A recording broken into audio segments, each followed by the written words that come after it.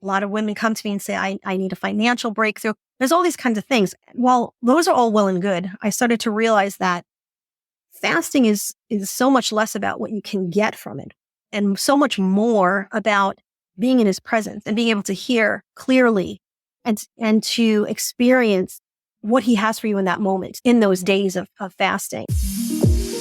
Welcome to the Holy Well Journey podcast. I'm your host, Stephanie Hodges. Join us for weekly faith-based conversations on holistic health to uncover practical tips for how to thrive and apply biblical wisdom to our busy modern lives. From fitness to food to fasting, we're here to discover what it means to have a healthy spirit, soul, and body. Be sure to subscribe so you don't miss an episode. Well, thank you for joining us today, and I'm so excited to welcome my friend Camille McIntyre to the Holy Well Journey podcast. And Camille is somebody that I've connected with online and following her ministries, and I want to hear directly from her. So Camille, can you just start off by introducing a little bit yourself and your current season of life and share about your ministry? Sure. Of course, Camille McIntyre here. I am so pleased to be on with you today, Stephanie. Thanks for inviting me. It's a pleasure. It's a pleasure speaking with you, especially about the topics that you like to cover. They are my heartbeat. We were talking a little bit before about spiritual disciplines, and I love all things spiritual disciplines. So my husband and I are pastors of our church here in New York City. We've been pastors for 20 years now of Oasis Church NYC. And I am a worship leader, and we have 3 kids, adults, kids. And, we do all the things. We do all the things, worship and preaching, and we love our congregation. Our congregation is so sweet. I mean, the people, when I look back on who has really stayed with us throughout the years, I mean, we have people that are still with us from when we first planted. I mean, that's pretty unheard of. We just love our people. We love on them and we love ministering to them. But one of the things that I kind of branched off about 5 years ago from just doing ministry with my husband, we started something called Because She Chose, and it's a ministry for women. And especially for young moms, I started to realize that moms were coming to me and asking me questions, being that we are getting up there in age, I guess, and we've been around for a long time. And some ladies just were asking me, like, how do you pray? And, what does fasting look like? And, how did you raise your children to still want to be in the faith?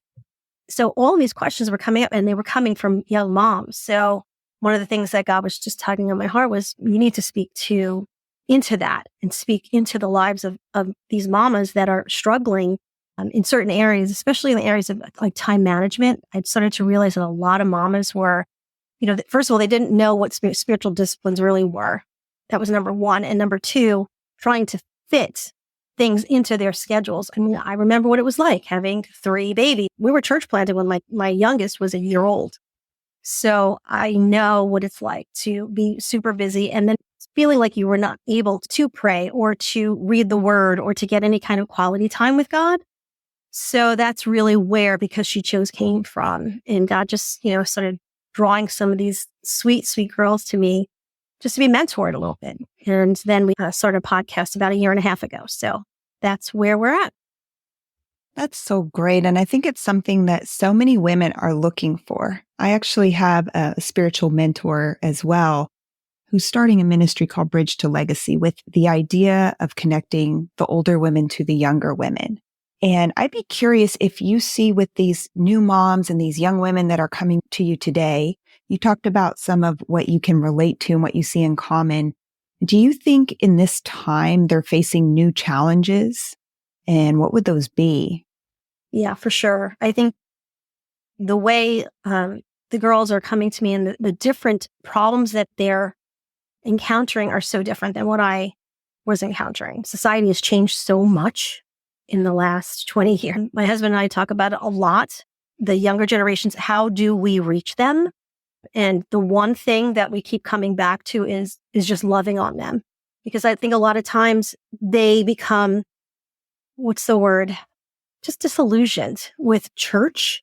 They become disillusioned with, are people real Christians? Like, that's like a question that I'm getting asked a lot is, how is it that you are able to love unconditionally?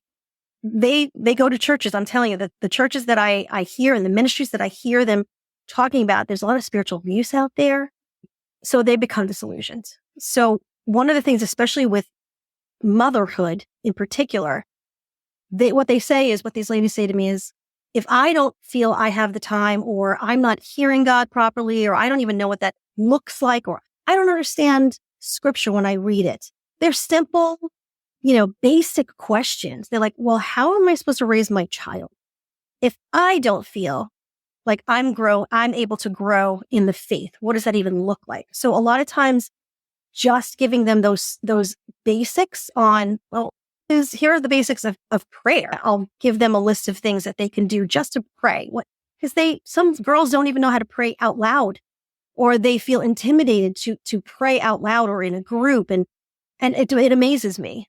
And I think that we, as the church as a whole, we are not doing our job properly in discipling.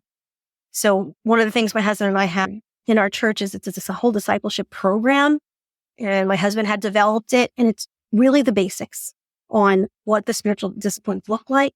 So I think for me, when I actually come in contact with these girls, they're constantly asking about these very basic questions, and that they feel disillusioned with the church, and they just don't know where to even start.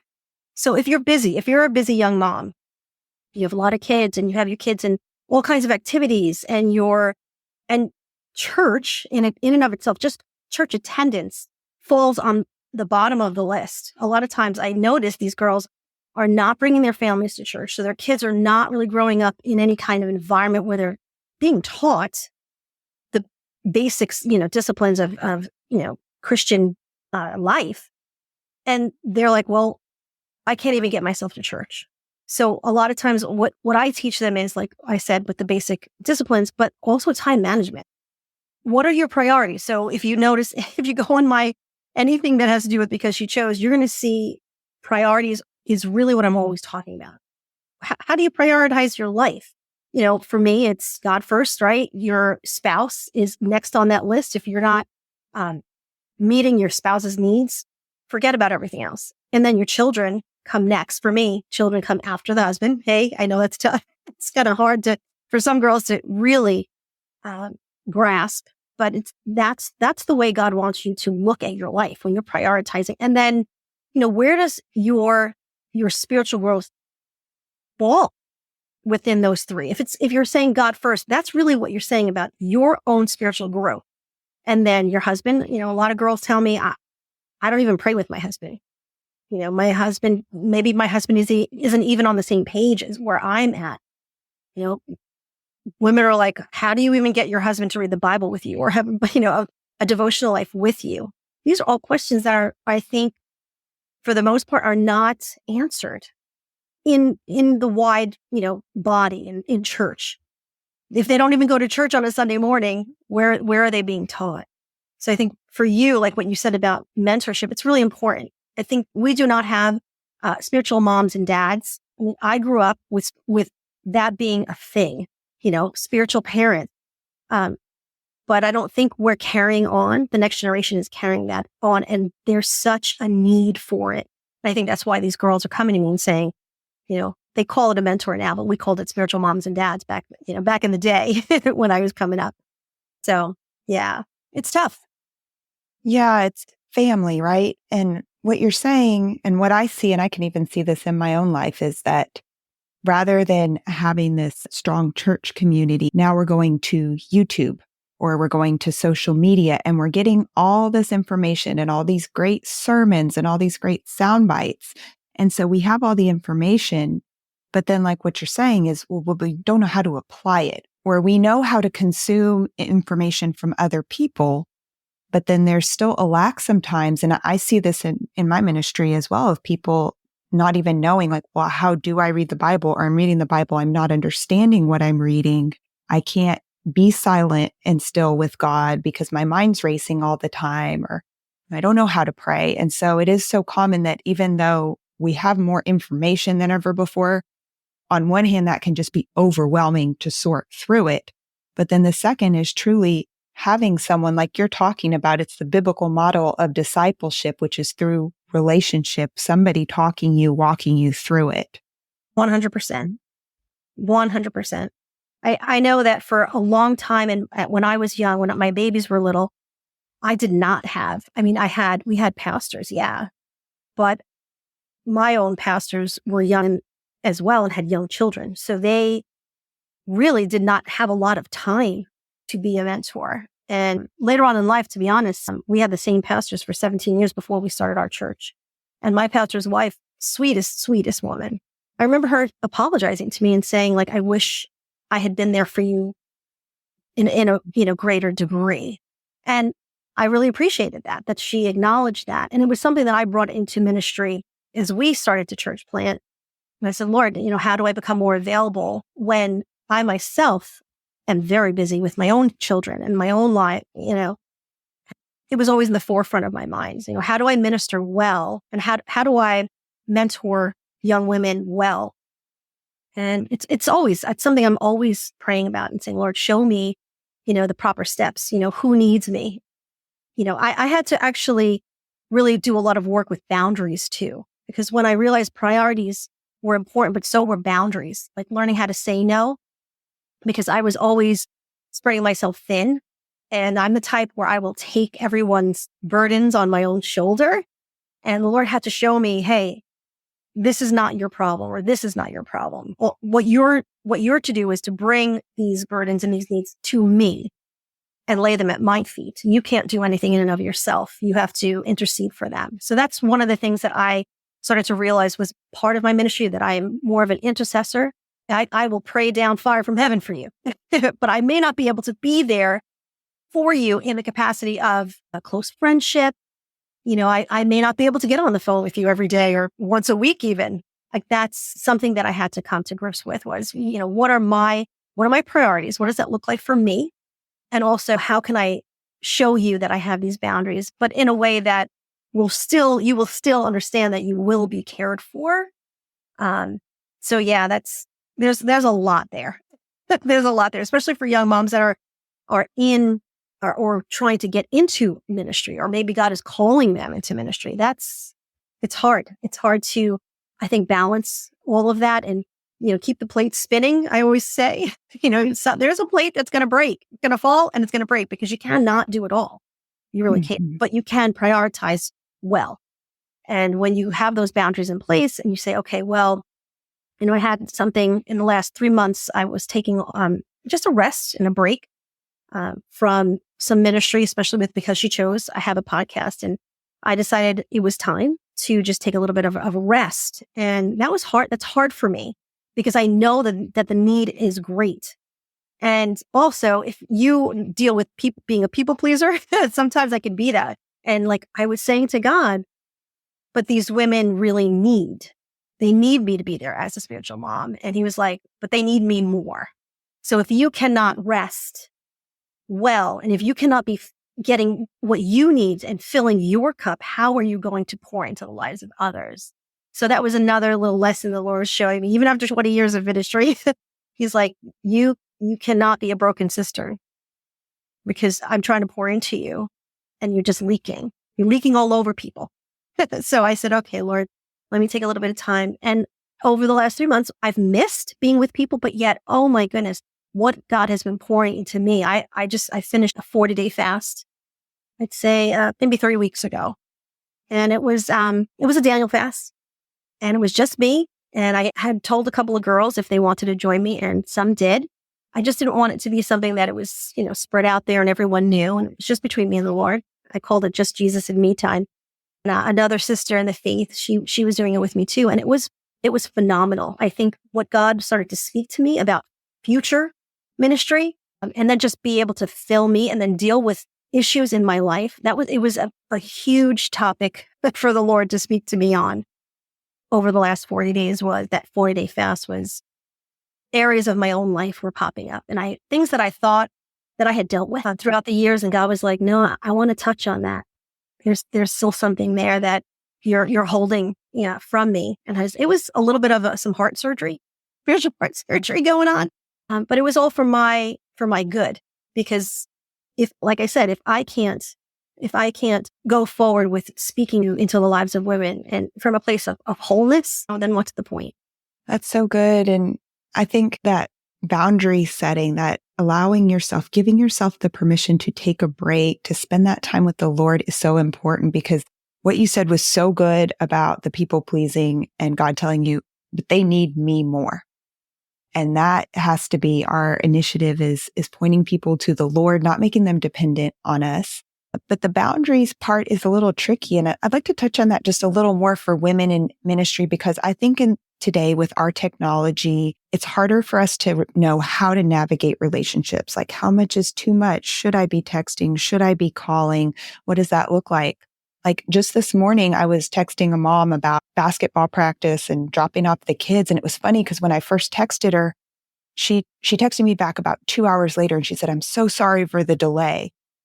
And I'm thinking, that's not a delay. Like, you don't have to answer text messages immediately. It's okay if it take you 2 hours or more hours. But now with all of this technology and all of this access, like, I can DM you on Instagram on Saturday night, but that doesn't mean that you have to reply to me. And so navigating this world of technology and all of these competing voices, like, what has allowed you to set those boundaries in those areas? Mm-hmm. Yeah.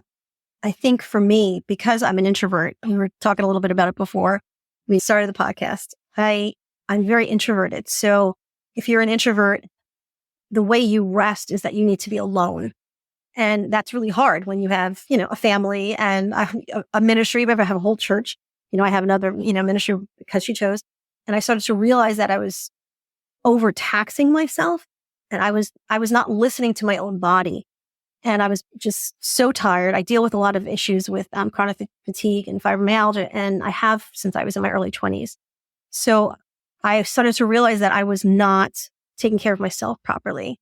And like I said, the Lord was like, "Hey, if you're sick, if you're depressed, how are you supposed to do what I'm asking you to do? You're not allowing yourself to recharge." So that's one of the things I started to realize was, how do I recharge? How do I refill my tank?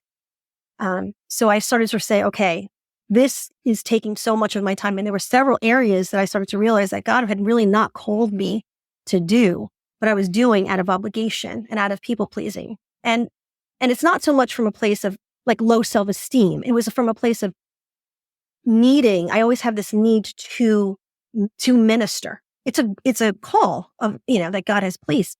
But it's also a burden that I started to take. Like I said, I took upon myself. And the Lord's like, "I didn't call you to do that. You need to put that down." So I started to realize, okay, this is an area that I have to say no to in order to say yes to the better thing. Sometimes you have to say no to something that's good in order to do the better thing, to have time to do the better thing. So I had to weigh some of those opportunities. I started to realize also that there were people in my life that, although they might have been well-intentioned or good people, God was saying, they're sucking the life out of you. I know that sounds awful, but I realized that I spoke a little bit a few minutes ago about that broken sister. The Bible talks about that there are certain people that, these women in the scriptures were always learning, but never coming to the knowledge of truth, kind of like constantly going from place to place and doing, all of the things, but not making change in their lives. So I started to realize, okay, nothing I could ever say or do is really going to help this person. So I had to also look at that, or the people that were in my life. So not only ministry opportunities, if he was saying no to, I had to say no to. And also the people. I was taking on everyone because I have a heart of compassion and I want to see people, succeed in their faith and succeed in growing in in their spiritual growth. And God was like, "But I didn't call you to work with that person." Or maybe a season had ended with a person and I was continuing to, walk with this person. And I was probably supposed to graduate. They were supposed to graduate from me, so to speak, as a mentor. And I had done all that I could do in their life, or kind of sow into their life, and they needed someone else. Honestly, I had to start saying no to my heart of flesh. I had a minister speak into my life, and he said, "You have a gift, a prophetic gift, and that prophetic gift is at war with your flesh. So my mind will say one thing like, but this person really needs me. This person really needs to hear the wisdom and this and that." And then the spirit would be saying, "Yes, but that's all well and good, but I'm not telling you to do that." So I was always going between this heart of flesh and this, and the spirit trying to tell me for my own good and for the good of the other person, to be honest. Because when you go too far with someone, you could actually be a detriment to that person also. I've started to realize that person was becoming a detriment to me, having him in my life for as long as I had. So yeah, it's tough, but I started to realize the Lord was saying, and I was ignoring him. It's like, okay, Lord. And sometimes they're just hard things to do when you have to say, I think maybe we need to part ways now. It's hard. But God makes a way, and he's like, this is for the best. So let's, let me speak to the heart, of that person. So yeah. Yeah, I think there's a place in spiritual parenting, just like natural parenting, where if your 3-year-old falls and they hurt themselves, you're going to run to them, you're going to take care of them, you're going to bandage them up.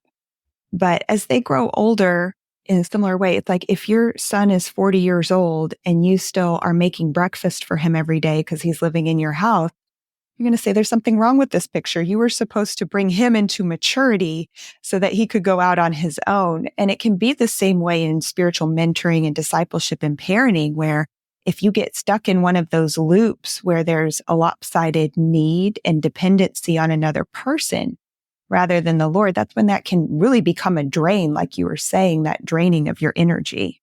Yeah, 100%. It's absolutely on the mark. I think that, we'll know. And if you obey and you obey the Spirit's leading, it will go well.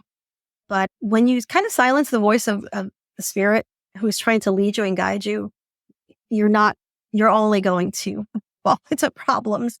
It's like, it's better to obey quickly. What does it say? It's better to obey than, sacrifice, Like, okay, yeah. I'm not going to sacrifice my time anymore. And I'm going to be obedient because it's for you best. Yeah. Well, I would love to hear some more about, you mentioned your fasting experience, this recent 40-day fast, and I know that you have fasted a lot over the years. And so for that spiritual discipline in particular, what does fasting mean for you and what has it done in your life? Mm-hmm. Yeah, with the Because She Chose ladies, even with our group, I had run a couple of fasts with your book, actually, with the 21-day Daniel fast. And I would just invite ladies in and say, hey, if you feel like the Lord is calling you to a fast. A lot of women need breakthrough in their lives, to be honest. We've been praying for certain things, cycles of even sin in their lives. A lot of women come to me and say, I need a financial breakthrough. There's all these kinds of things. While those are all well and good, I started to realize that fasting is so much less about what you can get from it and so much more about being in his presence and being able to hear clearly and to experience what he has for you in that moment, in those days of fasting. And it looks so different for me today than it was, I'd even say 10 years ago. When I would fast, I would be like, okay, this is going to help break spiritual strongholds, which I agree with. But more so now for me, I just need to be in his presence. I need to feel him. Sometimes I feel far or distant from him. And I'm like, okay, I think I need to get with the Lord and get closer with him. And that's really where my fasting focuses on now, as opposed to what can I get from him? It's like, Lord, what can I give you through this fast? What is due you that is lacking? Am I not focusing on you? Am I, so a lot of times I started to realize that my private time, my devotional life was really not even there, to be honest. I would read, I'd take a 5-minute, prayer time, quick, a little quickie and get out of there and say, all right, Lord, I ticked the box off, I checked it off. And he's like, well, that's fine. Like, for certain seasons of your life, maybe that's where you're at. But he was calling me over the last 40-day fast to just get in closer with him. And like I said, break through some areas of my life that were, I believe, were strongholds that the enemy had in my mindset and different things like that. And so I was like, okay, Lord, I hear what you're saying. But it was more about getting closer with the Lord. I spoke with someone, I can't remember who it was, but I had written down this really great quote. And it says that the only authentic fasting is fasting that includes spiritual attack against your own sin. When I heard that, I was like, wow, I had never heard that before. So what do you mean by that? And there was a book I had read that had talked about dethroning areas of iniquity in your life. And I had never heard that phrase either, that sometimes we have areas of our life, idols that we've built up in our lives that we think may even be godly, but it has become an idol in your life. And honestly, I hadn't seen those areas that I had built up in my life and had become an idol until I was fasting. And the Lord was showing me that's an area that you have. What is an idol? An idol is anything that is more important than God and your time with him and doing his will, worshiping him. We were talking a little bit earlier about worship.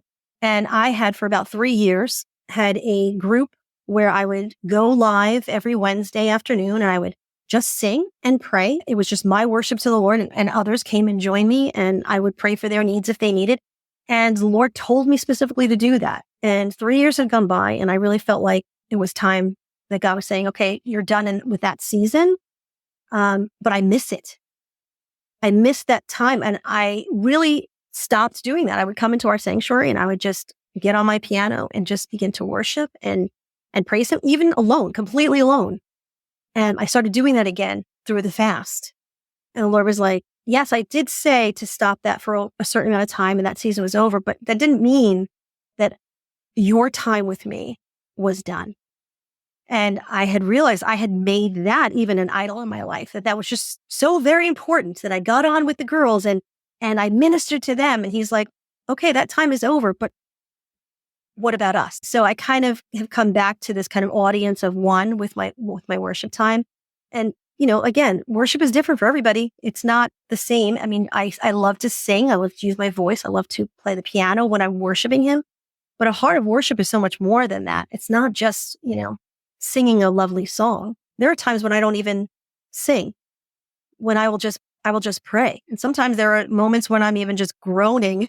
Like I feel like the spirit inside of me is just groaning, because the Bible says, like, sometimes that's what prayer is. It's just groaning. It's that you don't even understand. The spirit is praying through you, assisting you. So yeah, I started to realize that idols were a big deal. And I think they're a big deal for anyone in anyone's life. What can be an idol in your life? These mamas are coming and telling me that they can't spend time with God because they're so spread thin with their children. They've got them in soccer and baseball and basketball and dance, and their time is so spread thin that has become an idol in your life. And sometimes that doesn't happen unless you are fasting, that God does not make that clear to you. And you're like, oh, and God's trying to put his finger on it. So yeah. And when you were leading these fasts for your groups, what were some things that you saw in the ladies? Like, what were challenges that they experienced with fasting? What were the questions that they had coming into fasting? Yeah. A lot of ladies didn't know what the purpose even was to fast. They didn't understand, like, well, I've never fasted before.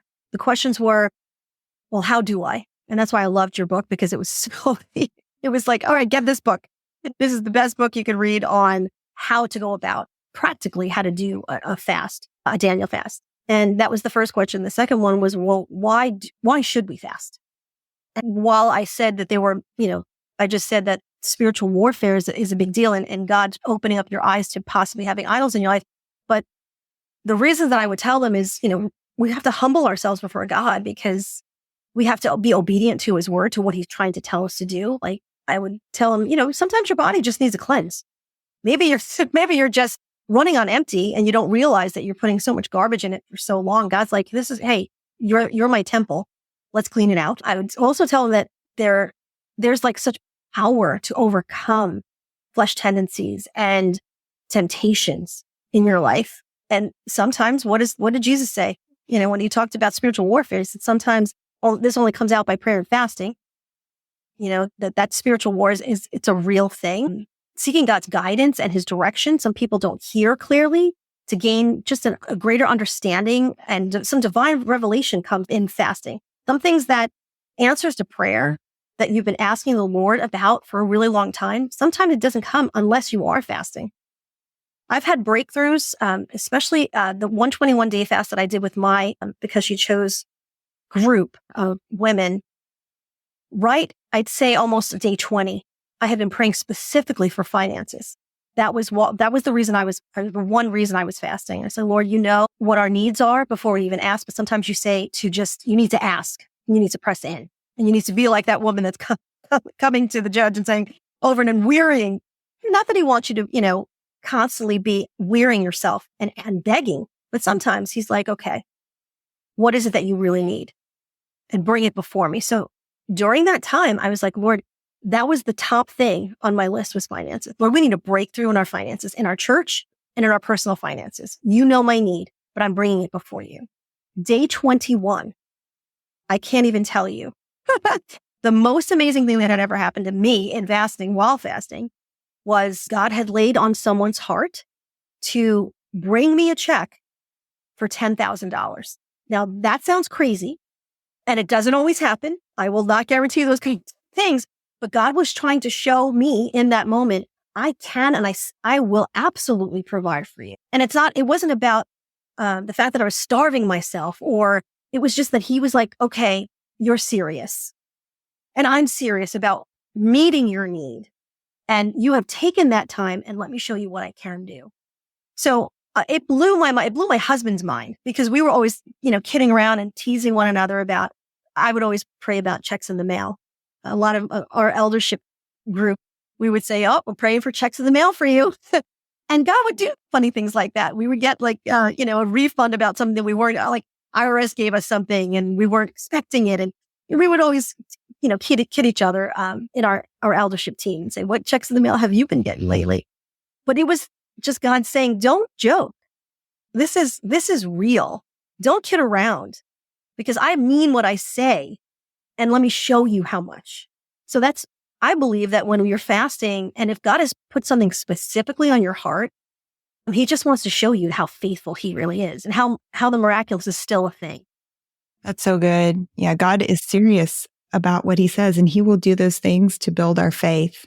And I think what you said, about the practical piece of it, and I get some pushback on the Daniel fast because some people will say, hey, true biblical fasting, it's water only fasting, not this like partial fasting and this dieting thing. But for me, one of the big things is that so many people are so intimidated to start fasting that they just won't do it at all. Mm-hmm. And once you start to get that experience, there are some things you have to experience them for yourself. It's like somebody saying, oh, I want to run a marathon and I'm going to sit and I'm going to read all these books about marathons. I'm going to watch YouTube videos about running. I'm going to learn all about running. That is not going to help you finish that marathon until you get out there and you start actually taking the steps, you start actually running, and you confront the fact that it's not always going to go perfectly or you're going to learn something new and unexpected along the way. But with all these spiritual disciplines, prayer, fasting, reading the word, it's doing it for yourself that allows you to get that understanding. Because if you're listening to this and you're like, I don't even really understand this, Christian languaging about taking down idols. And sometimes there are things that people are like, I don't know what that means, or I don't know what it means to just say, oh, well, you should just, trust God and it's going to be a work from the inside out. Well, that may sound abstract in the beginning, but the more you step into it, the more it's going to make sense, the more you're going to understand. And it was just like what you were saying about God meeting people where they are and God speaking to you in the way that you need to hear him. He's going to do that for you because he's a personal God. And so when we sit back and wait and want to get it all perfect and exactly right, we're never going to start. But when you do start to take those steps, you're going to know him better and better, and you're going to understand him, and you're going to see how exactly what you were saying, that transformation, it happened from the inside out. Mm-hmm. But you only get to that internal transformation when you start doing the thing. Yeah, absolutely. And I think, like I said, about obedience, sometimes you don't have, a lot of times I like to say how we want the path to be shown to us before we take a step. And I understand that. If you are a planner or you are very organized, you want to know every step of the way. But sometimes God hides the path. Sometimes he only shows you the first couple of steps. And then when you take that step towards, maybe it's just, hey, a 3-day fast. Let's not even talk about 21-day or 40-day fast. That seems pretty lofty. Maybe it's a 3-day fast. Maybe it's a 24-hour fast. And you're like, okay, well, maybe I can do that. Just take the first step. Start making preparations. if you're going to do a Daniel fast, let's say it's a Daniel, just go shopping for those things and see what God lays on your heart as you're taking those first steps to getting your grocery list together. And then, before you're going to start your fast, pray and ask him like, okay, Lord, I feel like I'm supposed to be doing a fast. Why would you be having me do this fast? And he's really faithful. He will illuminate something. If you read a scripture, there might be something in the scriptures that he opens up to you, and you start to realize, oh, maybe this is the direction that you want me to start praying through when I do this fast. Like I said, sometimes you don't have the clear cut answers before you do something, but while you're doing it, as you go, scripture says, a lot of time people were healed as they went. So just make a plan and say, okay, I'm going to do this, and I'm going to believe that you're going to give me more clarity as I'm going. Oh, that's really great advice.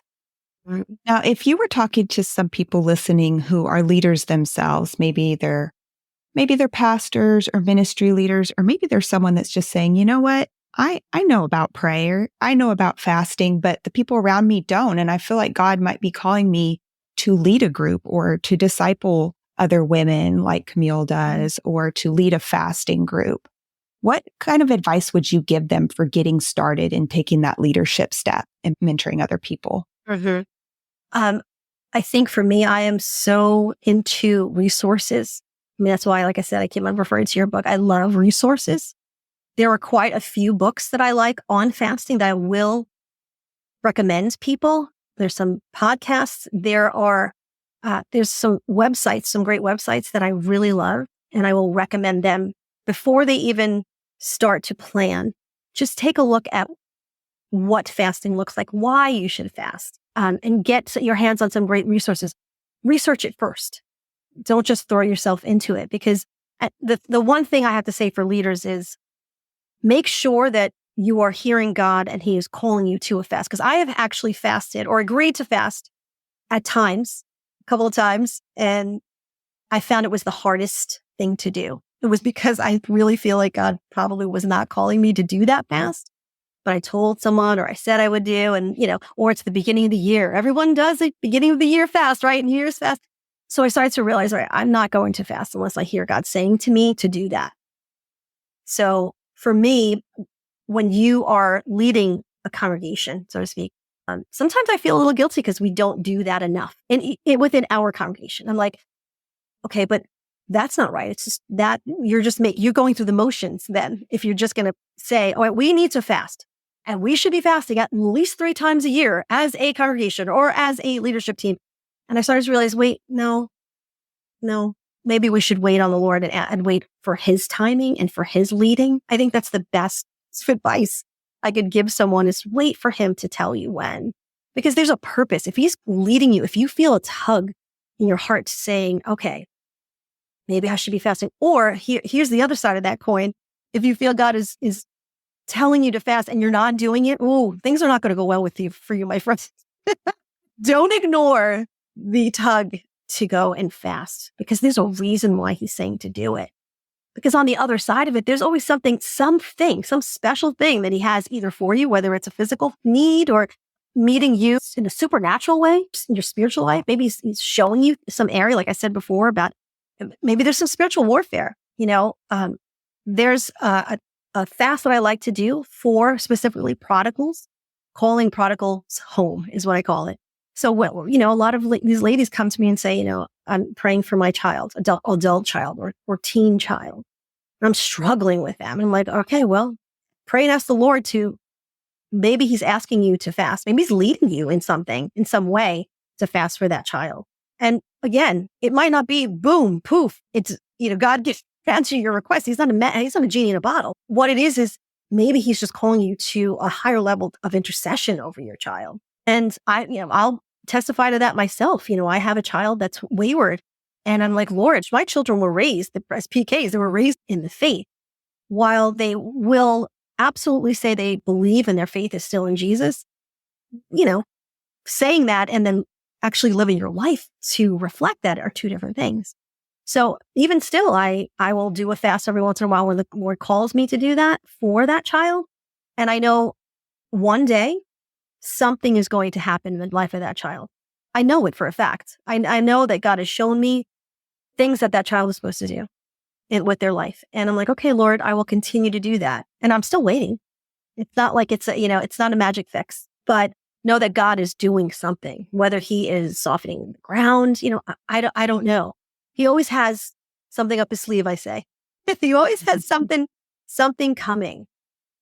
Yeah, I love the two stories that you shared with us. They are so perfect as bookends in what it means to fast. Like there have been fasts that I hear about, and it really builds my faith hearing testimonies of other people who fasted who say, hey, on this particular fast, I got a really clear answer to prayer from the Lord, or he gave me a really clear direction, or he healed something or broke through something really specific in my life. But then there are a lot of other fasts that we are sowing in faith.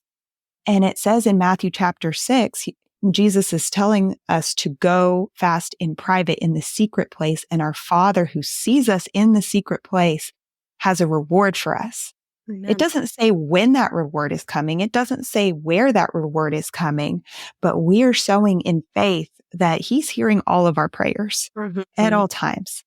And so we can just trust him in the timing of things, but also in the meantime, fasting builds us up. It transforms us despite the results that we may see or not see in it tangibly. And that's something I love about it. And I can totally relate to what you were saying as being a person that blogs about fasting. I sometimes fall into this place where I'm like, I need to be fasting more. I write about fasting. People expect me to have all these fasting experiences. And I can't tell you, there have been a number of times I have tried to fast and the Lord completely shut it down. He was like, nope.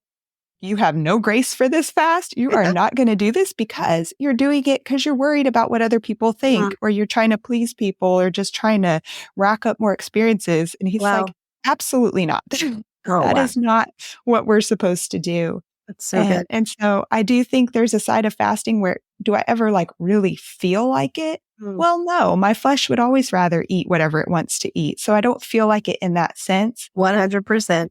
But there's that knowing when you're called to do it or not. And so it's listening to that and not feeling like you're doing things out of obligation, because the Bible is so clear that that's not what the Lord is calling us to do. Yeah, for sure. Yeah. That the strength that comes as you fast really does hinge on the fact that if he's calling you to do it, it just because the call is not coming from you. Sometimes God just wants you to be obedient. I'll be honest, my husband and I, every once in a while when I'm like, I really feel like God's, saying to fast, do you want to join me? And my husband's like, good luck with that. I mean, it's just a funny chuckle, but there are moments when I'm like, I really think God is calling you to fast with me. I'm not going to force you to do that. And then he'll be like, okay, I'll do it. And God will give him that grace, because my husband does not like to fast. I'll be honest. Who does? But I love fasting because I know what's going to come. I know that there are so many different things that can happen, but the most important is, like I said, that closeness that comes in being in his presence. I hear him clearly. I feel his presence. It just opens up kind of like this heaven. And I'm like, okay, so it might be hard, but sometimes he's just asking you to trust him. You know what I mean? Just trust me. Trust me that, I have you. I'm going to strengthen you through it. You're not going to die. You're not going to die. That these are good things. There's a reason why I'm calling you to do it, but make sure he is calling you to do it. Yeah, that's so good. Well, as we close out here today, our two final questions that we like to ask everybody. The first one is, what is a favorite book or podcast that you like to recommend to people? I just finished going through one of the last fasts that I did was a book called Prayer, the Timeless Secret of High Impact Leaders by Dave Earley. But he also has a 21-day effective prayers of the Bible. Ooh. I mean, when I read through that every day as I was fasting, and I have this book and I go through it every year, at least once a year, but it was the 21 Effective Prayers of the Bible by Dave Earley, Early. Such a great book. Hard, just easy reading. It's, a couple of pages, 2-3 pages, but every instance he gives of the different prayers that were prayed through the Bible. Ooh, so good. We'll definitely link to that. That sounds awesome. And this next question, This may even be regarding a lot of the advice that you're currently giving to others, but if you could go back and talk to 25-year-old Camille, what would you tell her? Ooh, yeah, that's interesting. I see that face in my mind. I know exactly where she's at. And I would love to tell her that God has everything under control, to just trust him. You don't have to have so much anxiety over every aspect of life, that he is faithful and he will show himself faithful in whatever way he sees fit. But just you have to trust him. And that's really hard. That's hard to do, especially looking back when on Camille of 25-year-old Camille. 25-year-old Camille liked having all of her ducks in a row. She wanted to know everything that was going to happen ahead of time. She didn't feel comfortable not being in control. And I'm like, oh, give God the control, because he does things so much better than you could ever imagine, right? Ephesians 3:20. I mean, come on. He will do all exceedingly abundantly above all, right? What we can ask or think. And he has proven that in the past 30 years from who I was and who I am today. Yeah, he has proven himself so faithful. And he's surprised me where I've realized that, oh, I wanted something a certain way, to go a certain way. And he's like, no, I'm not going to go that way. I have a surprise up ahead. Just trust me and be in the waiting. Very, very good and wise advice. Well, thank you so much for being with us, Camille. I've really enjoyed this conversation, and we're going to be sure to put all the links in the show notes to your podcast and your social media and the Because She Chose ministry. And we just pray a blessing over you and all that you do, your ministry, your church, your family. Thank you so much for what you do. Amen. Thanks for having me. Thank you for joining us for this episode of the Holy Well Journey podcast. Please be sure to subscribe, and you can also head over to holywelljourney.com to check out the show notes and the whole podcast library. That's also where you'll find information about our health and wellness coaching, which you can participate in online from wherever you are in the world. Just a reminder and disclaimer that this podcast is for educational and informational purposes only. It is not a substitute for medical advice or professional counseling. Please be sure to consult your doctor before making any changes to your diet or exercise plan or starting to fast. If you're interested in more information about fasting and spiritual disciplines, check out danielfastjourney.com. Thanks for joining us on this journey to becoming wholly well.